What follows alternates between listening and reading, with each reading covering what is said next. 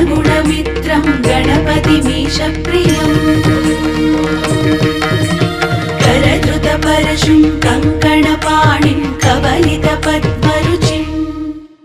सुरपतिवन्द्यं सुन्दरवक्त्रं सुरचितमणिमकुटम् प्रणमतदेहं प्रकटितकालं षड्गे